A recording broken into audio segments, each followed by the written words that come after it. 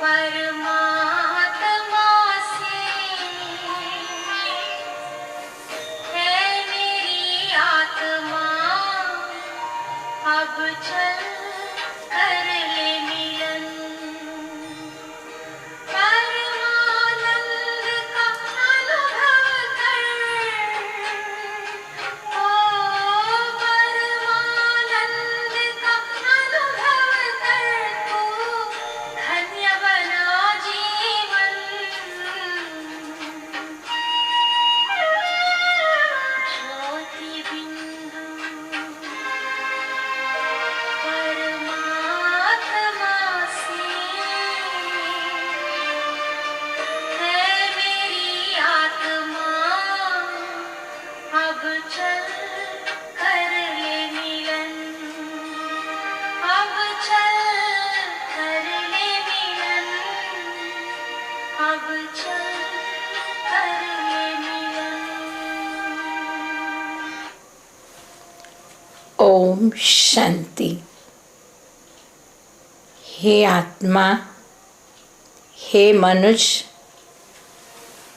तो जीवन का आनंद, जीवन की सार्थकता का अनुभव तभी कर सकेगा जब तुम्हारा बुद्धि योग उस परम पिता परमात्मा की ओर जोड़ेगा।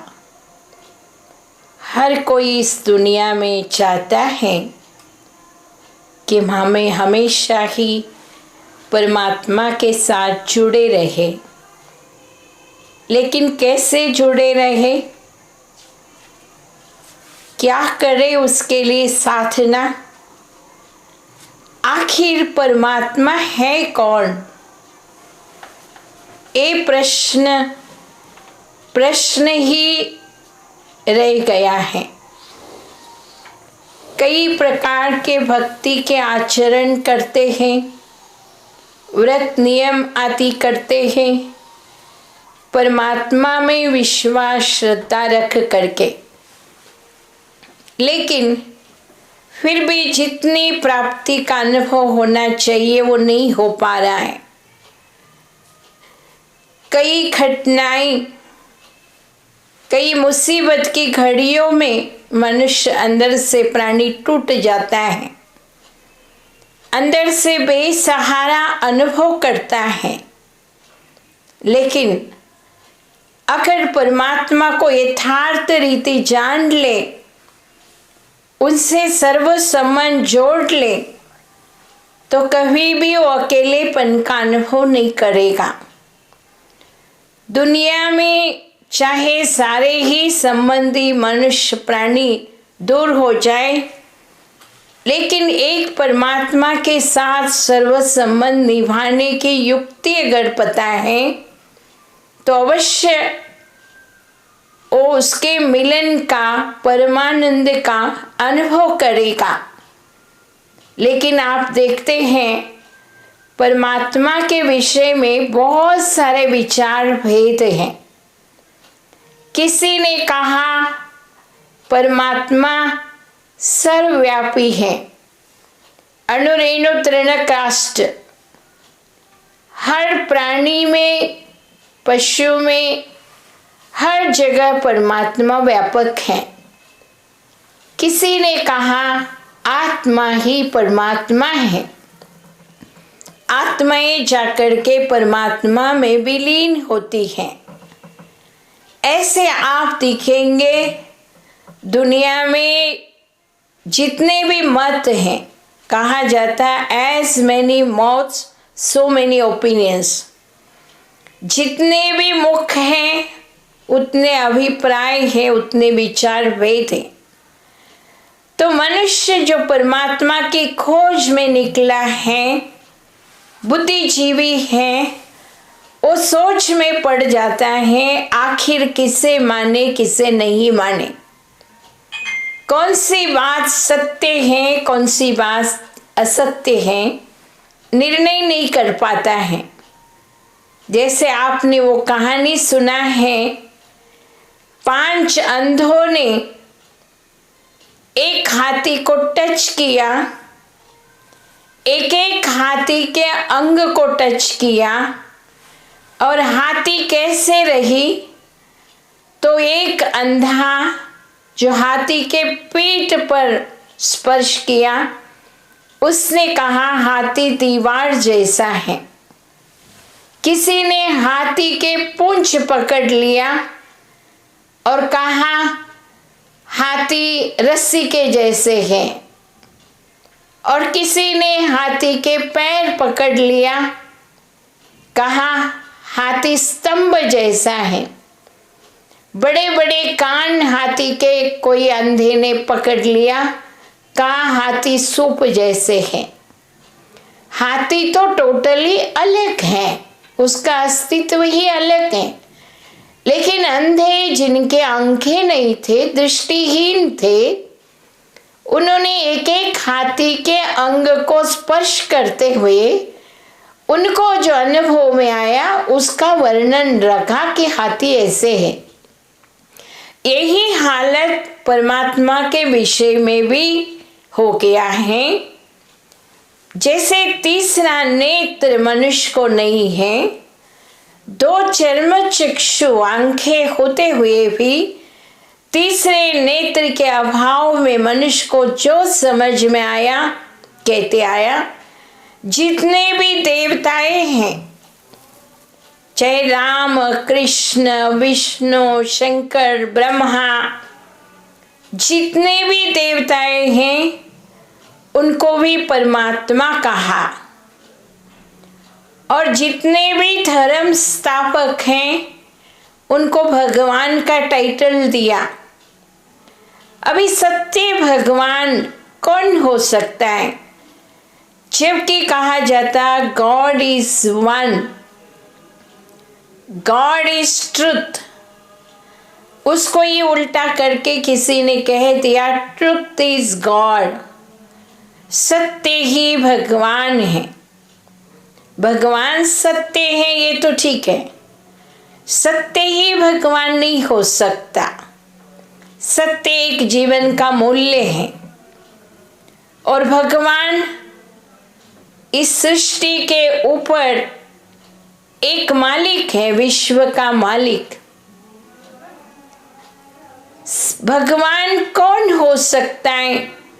थोड़ा अपने सीमित विचारधाराओं को, अपने जाति वर्ण संप्रदाय के अंधश्रद्धा की बातों को बाजू रख करके एक विशाल हृदय से, विशाल मन से तर्कबद्ध होकर के लॉजिकली अगर हम परमात्मा से मिलन मनाने का, परमानंद का, और जीवन में हमेशा हमेशा के लिए एक जीवन साथी के रूप में, एक रक्षक के रूप में, एक शिक्षक के रूप में, माता पिता बंधु सखा सर्व संबंधी के रूप में जो भक्ति मार्ग में हम गायन करते आए, हे भगवान तो ये सब कुछ है मेरे लिए। क्या गायन मात्र सीमित रखना है उस बात को, या अनुभव भी जीवन में करना है कि परमात्मा सर्वस्व है, उनके साथ सारे संबंधों का रस आप प्राप्त कर सकते हैं जीवन में। किसी रस के, किसी संबंध की अप्राप्ति का अनुभव आपके जीवन में कभी नहीं रहेगा। अगर सच्चे अर्थ में परमात्मा को आप जान लेंगे तो आप देखेंगे परमात्मा जो सारी सृष्टि के रचयिता है, सबका भला करने वाला है। जाने अनजाने में हमारा बुद्धियोग परमात्मा की ओर खींचा हुआ रहता हमेशा। आप देखेंगे मंदिर में जाएंगे, मंदिर में प्रतिमा के आगे हाथ जोड़ेंगे तो भी एक अदृश्य शक्ति ऊपर से हमारे बुद्धियों को खींच रही है। ऐसे आकर्षण का अनुभव हम मंदिरों में भी करते हैं। जब भी कोई मुसीबत की घड़ी आती है, हर एक के मुख से निकलता है ऊपर वाला जाने, ऊपर वाला ही ठीक करेगा।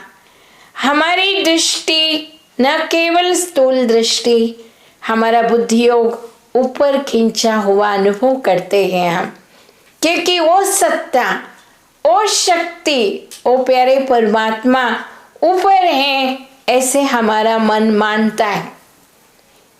अगर परमात्मा के बारे में यथार्थ रीति से हम जानना चाहेंगे तो उसके लिए मापदंड क्या है? कौन हो सकता है परमात्मा?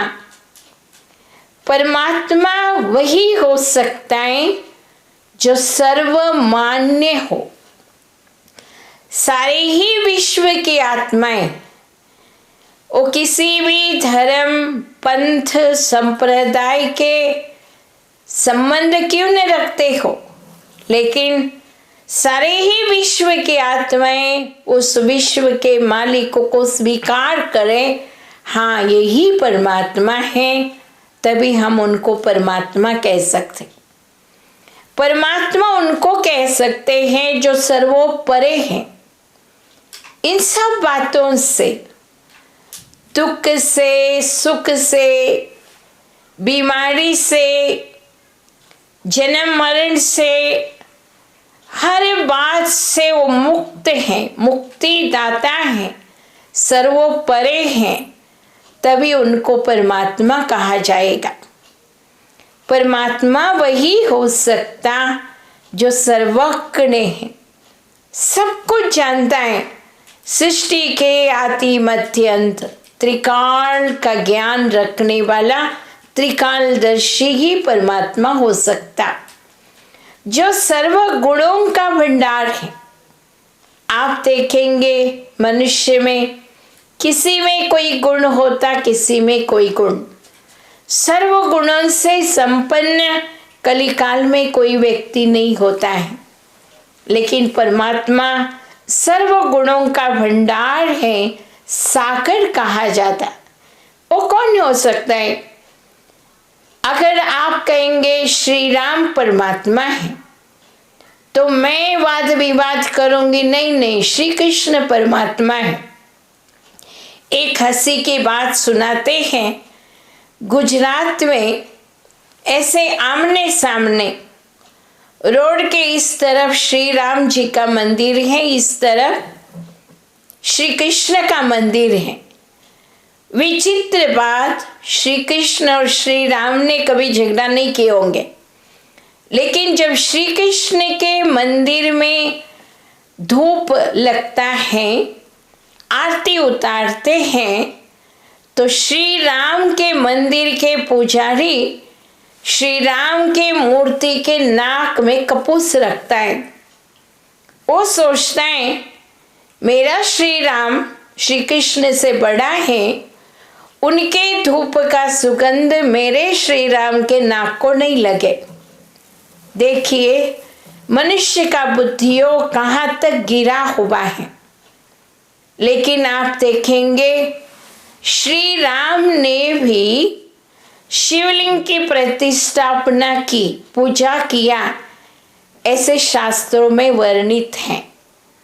रामेश्वरम, जहां पर श्री राम ने ईश्वर लिंग की स्थापना किया, गोपेश्वर, जहां पर श्री कृष्ण ने भी शिवलिंग की आराधना की, ऐसे उल्लेख आता है।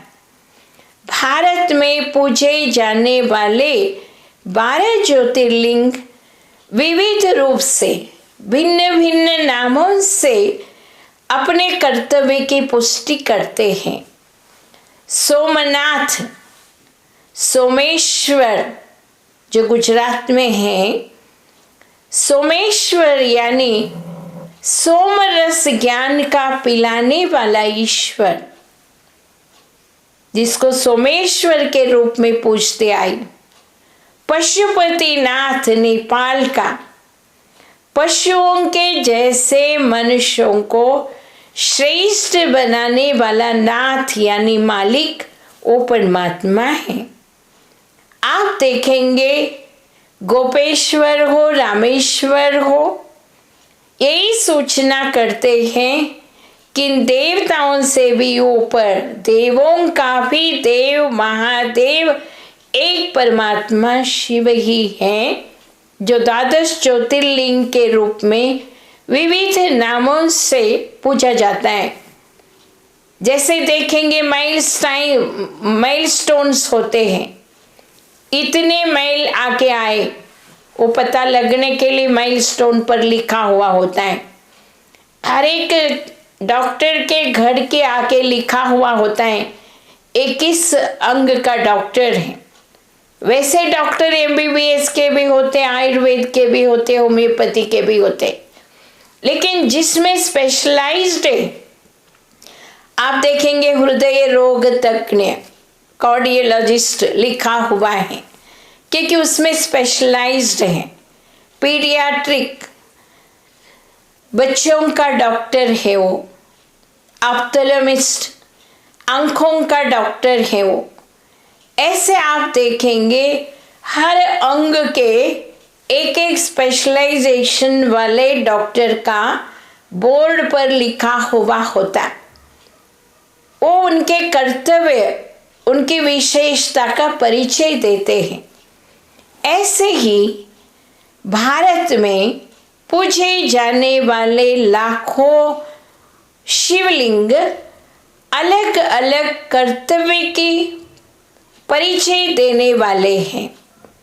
जैसे सिद्धेश्वर, जीवन में सिद्धि प्राप्त कराने वाला ईश्वर, पाप कटेश्वर, मुक्तेश्वर, हर टाइटल का एक अर्थ निकलता है। सहस्र सहस्र नामों का उल्लेख कर सकते हैं। रात भर अगर शिव की महिमा में शिव के नाम का जाप करेंगे, रात भर पूरा नहीं होगा, क्योंकि इतने कर्तव्य परमात्मा ने इस धरा पर अवतरित होकर के किया था, जिसका ही कर्तव्यवाचक नामों की विशेष आराधना करते हैं हम लोग। तो वो परमात्मा कहाँ रहता है, क्या गुण है उनमें, क्या विशेषता है, कहाँ याद करे उसको। एड्रेस के बिना कोई व्यक्ति से मिल कैसे सकते आप। समझो आपने पत्र भी लिख दिया, ईमेल भी कर दिया, अगर ईमेल एड्रेस ही आपके पास न हो तो उसके पास पहुंचेगा नहीं। ऐसे परमात्मा के यथार्थ एड्रेस जानने बिना आप कैसे अपनी भावनाओं को अर्पण करेंगे, उनके आगे बुद्धि का समर्पण कैसे करेंगे, आप उनसे सहयोग कैसे लेंगे। परमात्मा जहाँ तहाँ है, मछली में भी है, पानी में भी है, 5 तत्वों में भी है, हर जगह परमात्मा है। तो आप याद कैसे करेंगे, कहाँ एकाग्र करेंगे, योग शब्द का अर्थ ही क्या रहेगा। इसीलिए परमात्मा के बारे में यथार्थ जानना आवश्यक है। इस ब्रह्मा कुमारी ईश्वरी विश्वविद्यालय में हमने जाना, हमने पाया, हमने अनुभव किया कि परमात्मा यही है, यही है, यही है। को स्पष्ट रूप से जानेंगे और अनुभव करेंगे तो आपके जीवन में किसी भी बात की कमी कभी नहीं होगी। हर परिस्थिति में वो तारनहार बन करके जीवन की नैया को तारने निमित्त बनेगा। परमात्मा बचाने वाला खिवैया बनेगा, हाथ पकड़ करके चलाने वाला गाइड बनेगा, हर परिस्थिति में सुख दुख को बांटने वाला खुदा दोस्त बनेगा, सखा के रूप में याद कर सकते हैं।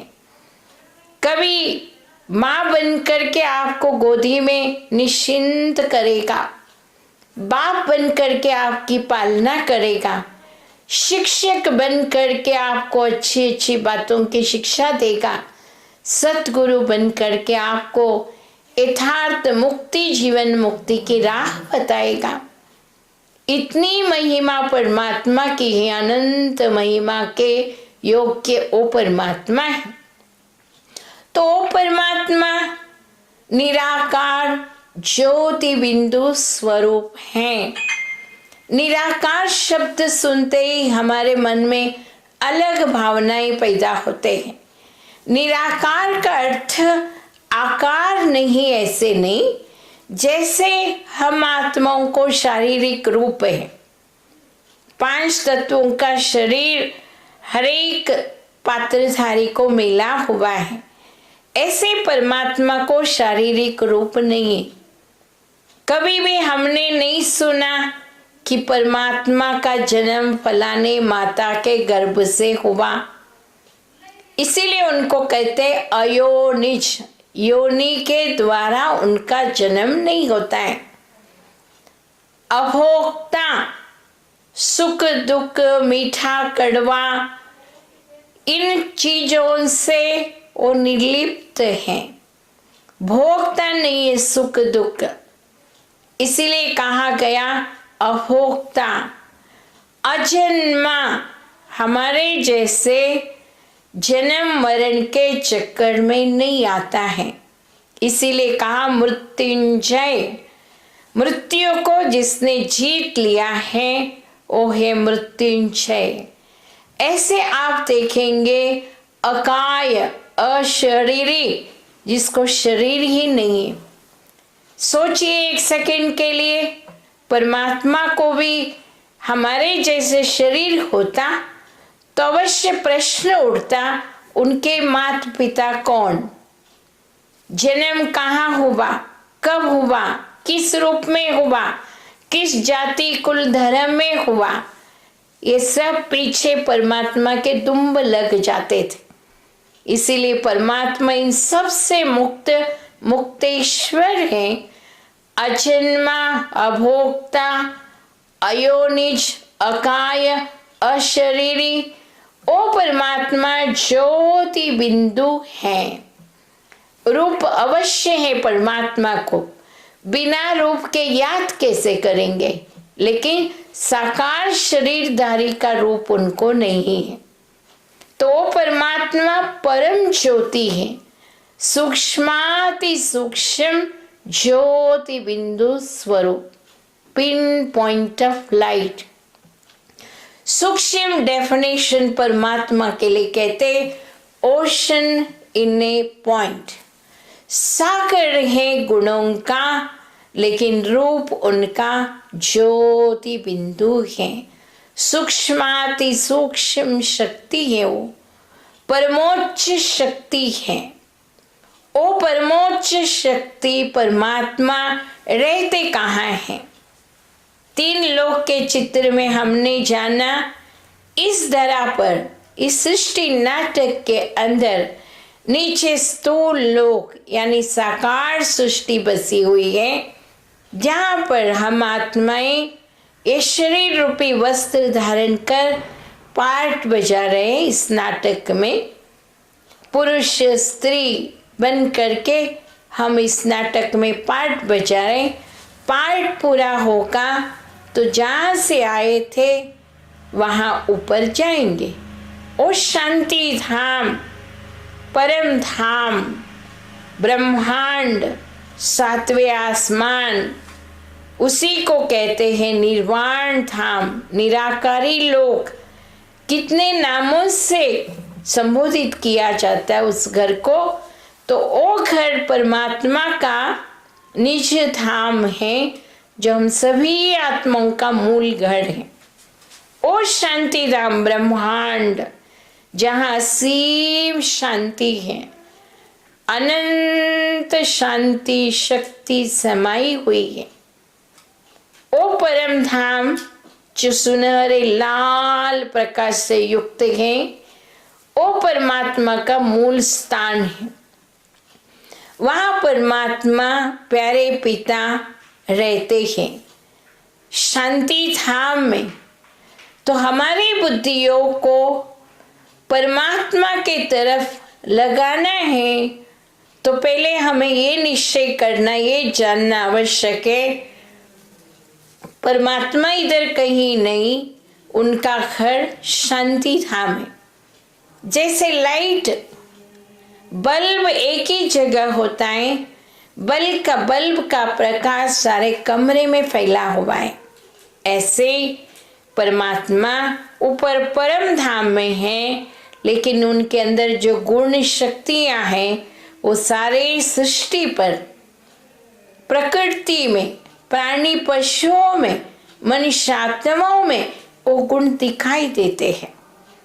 परमात्मा को क्या कहा जाता, अनंत गुणों का वो सागर है।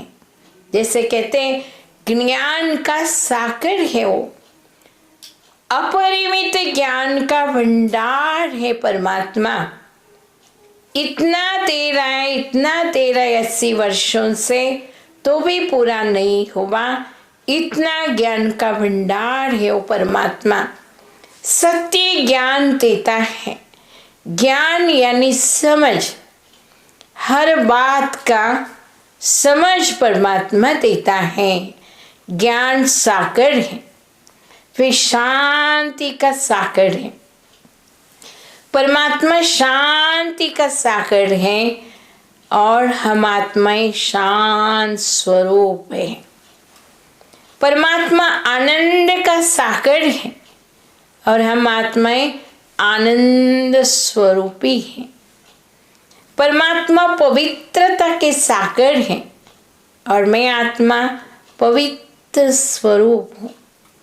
परमात्मा सर्वशक्तिवान है, मैं आत्मा शक्ति स्वरूप हूँ।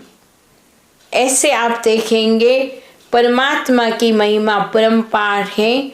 मुक्ति जीवन मुक्ति के दाता, जीवन नैया को पार लगाने वाला खिवैया, त्रिकाल का ज्ञान रखने वाला, त्रिनेत्री, त्रिकालदर्शी, त्रिलोकीनाथ, ऐसे अनंत महिमा परमात्मा की जाती है।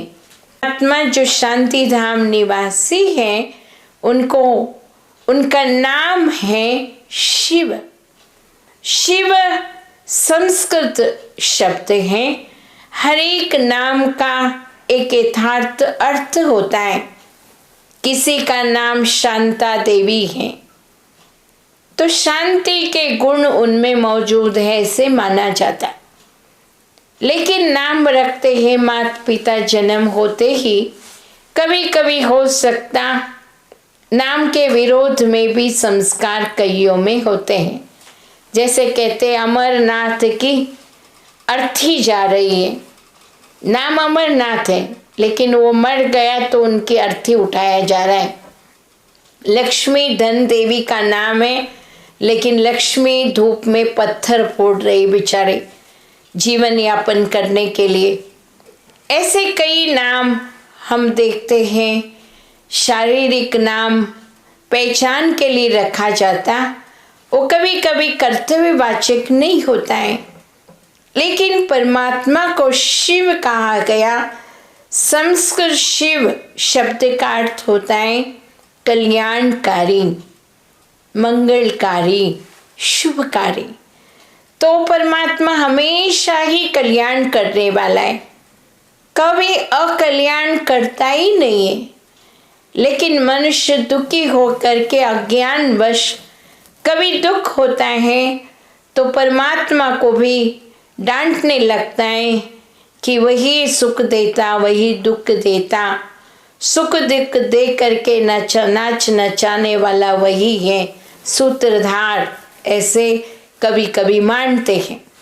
लेकिन परमात्मा कभी दुख नहीं देते, वो तो दुख हरता सुख करता है। सुख देने वाला, दुख दूर करने वाला है।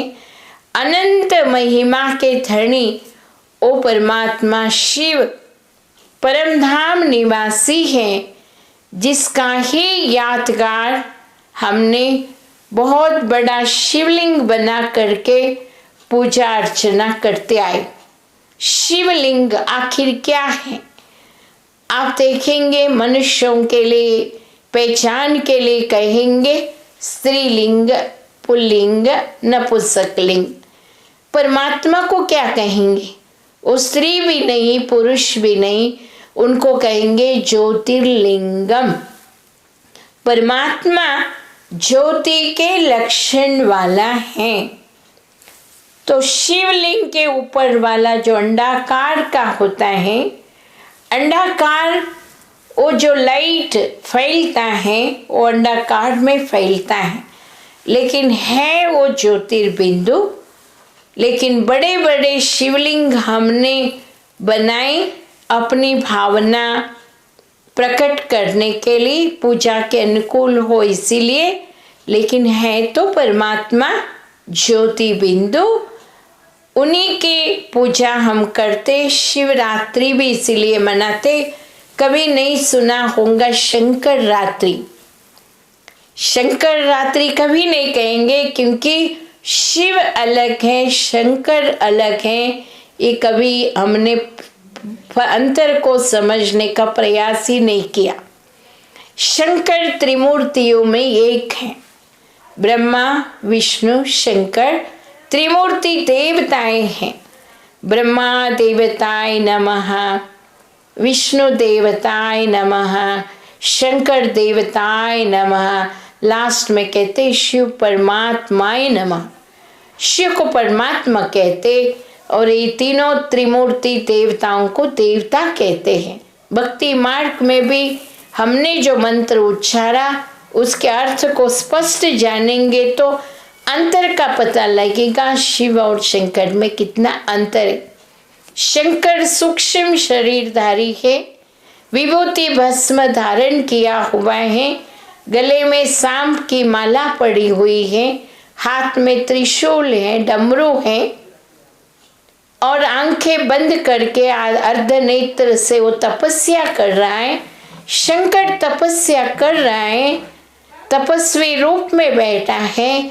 इसका भावार्थ उसके ऊपर और कोई शक्ति है जो शंकर से भी ऊपर है, वो है परमात्मा की शक्ति। तो परमोच्च सर्वोच्च परमात्मा शिव है, जिसके ही यादगार में हम शिवरात्रि मनाते आए। हर एक मनुष्य मात्र के अंदर के 5 विकारों को, आसुरी शक्तियों को भगाने के लिए परमात्मा का इस धरा पर अवतरण होता है।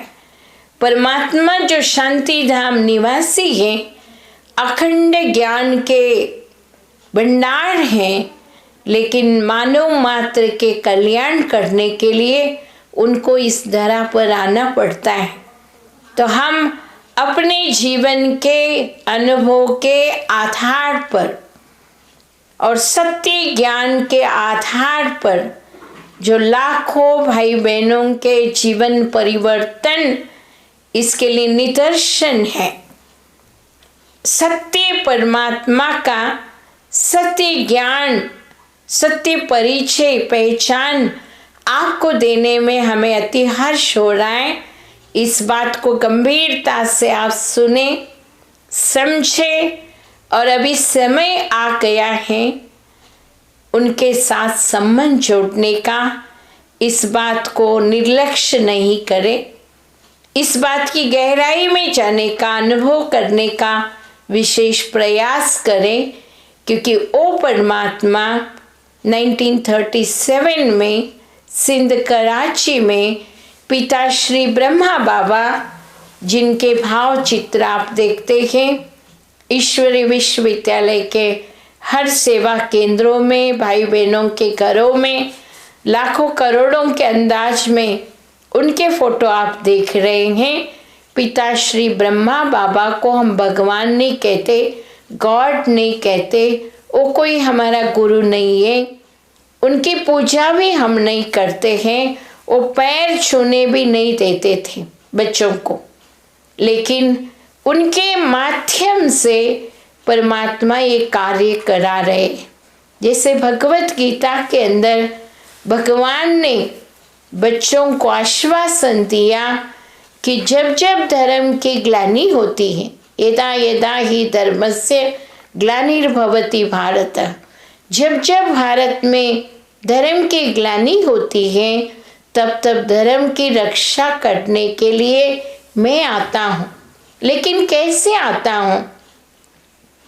5 तत्वों का बना हुआ मानव शरीर का आधार लेकर आता हूँ। तो बंधुओं, ये सत्य घटना जो हमने अनुभव किया, आपके सामने हम उस सत्यता को प्रकट करने में आनंद का अनुभव कर रहे हैं कि ओ पिता श्री ब्रह्मा बाबा के तन का आधार लेकर के शिव पिता परमात्मा ने अपना कार्य शुरू किया है। मानव मात्र का मनोपरिवर्तन, प्रकृति का परिवर्तन, सृष्टि का परिवर्तन, कल आने वाला युग का परिवर्तन का कार्य शुरू हो चुका है। उस कार्य को समझिए। परमात्मा हम आत्माओं को जो देहाभिमान में डूबे हुए हैं, दुख अशांति में फंसे हुए हैं, यही दुनिया के क्षणिक सुखों में ही बुद्धि हमारी फंसी हुई है, हमें जागृत कर रहे हैं। अभी समय आ गया है। हे मनुष्यात्माओं, जागो, समय को पहचानो। परमात्मा पिता तुम्हारे कल्याण अर्थ इस धरा पर पधारे हैं।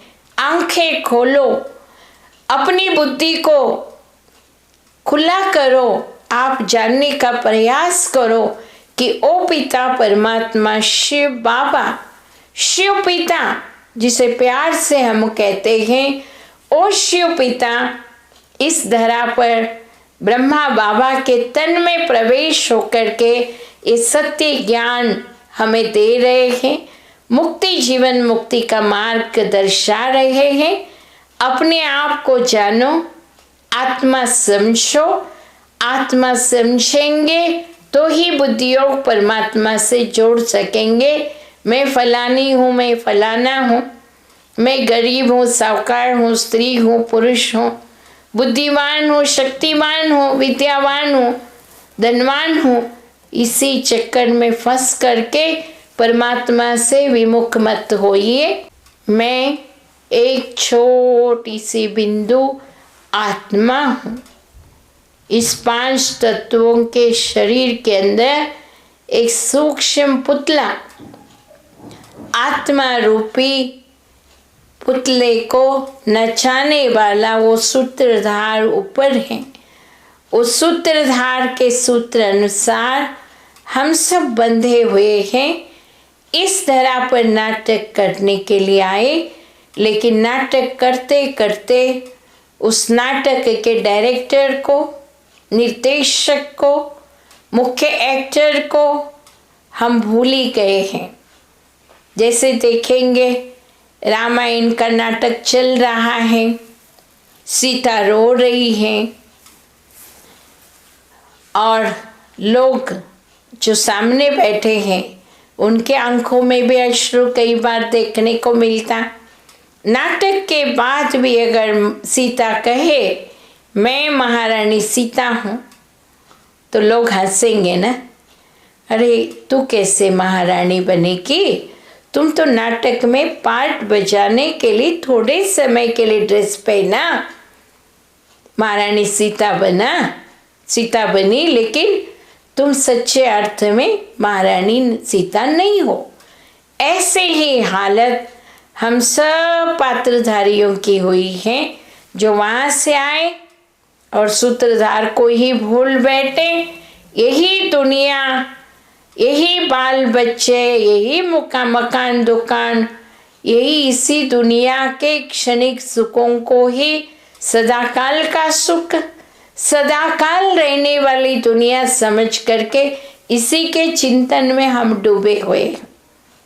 कल क्या करो, अगले साल क्या करूं, कैसे पैसे को बढ़ाऊं, कैसे बैंक बैलेंस बढ़ाऊं, कैसे प्रॉपर्टी को बढ़ाऊं, बच्चों का क्या करूं, इसी सोच में हम डूबे हुए हैं।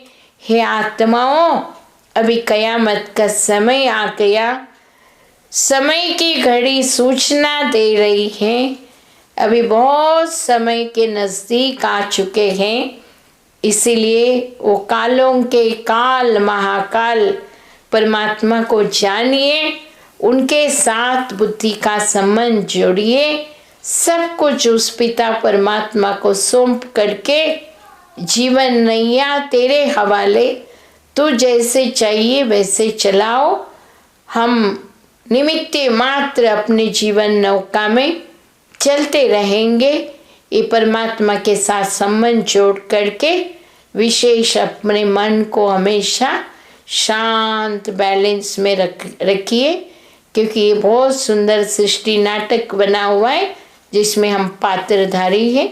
2 मिनट के लिए शांति में बैठेंगे, अपने बुद्धियों को इस दुनिया से परे आवाज की दुनिया से परे 5 तत्वों से दूर, इस सूर्य चांद सितारों से भी ऊपर शांति धाम जो सुनहरे लाल प्रकाश से युक्त दुनिया है, उस दुनिया में उस शांति धाम के मालिक मेरे प्यारे पिता शिव बाबा परम ज्योति के रूप में विराजमान है। मैं आत्मा धीरे धीरे ऊपर ऊपर उस परमात्मा के सम्मुख हूँ। उनसे अनंत शक्तियाँ मेरे अंदर प्रवेश हो रहे हैं। ओ मीठे शिव बाबा, आप शांति के सागर हो। मैं आत्मा शांत स्वरूपी हूँ। आप आनंद के सागर हो बाबा। मैं आत्मा आनंद स्वरूपी हूँ। आप सर्वशक्तिवान हो। मैं शक्ति स्वरूप हूँ।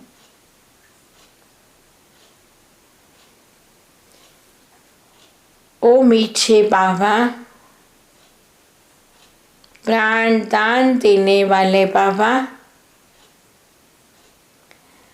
आपसे अनंत शक्तियाँ प्राप्त कर मैं आत्मा निश्चिंत इस कर्म क्षेत्र पर अच्छे से अच्छा पाठ बजाऊंगी। सर्व आत्माओं के साथ प्यार प्रेम से व्यवहार करूंगी। इस जीवन नाटक को सार्थक रूप से अभिनय करते हुए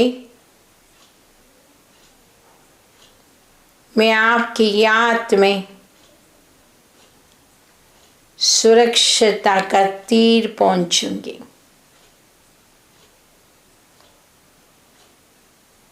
ओ जीवन नैया को पार करने वाले खिवैया, आपका आशीर्वाद का हस्त सदा मेरे सिर पर है। आपकी प्रेम भरी दृष्टि, विशेष कृपा मेरे ऊपर है बाबा। आपकी छत्र छाया में मैं बहुत अपने को सुरक्षित अनुभव कर रही हूँ।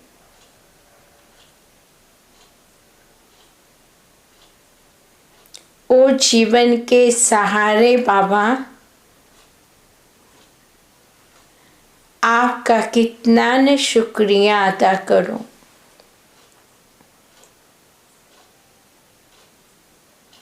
लाख लाख शुक्रिया बाबा।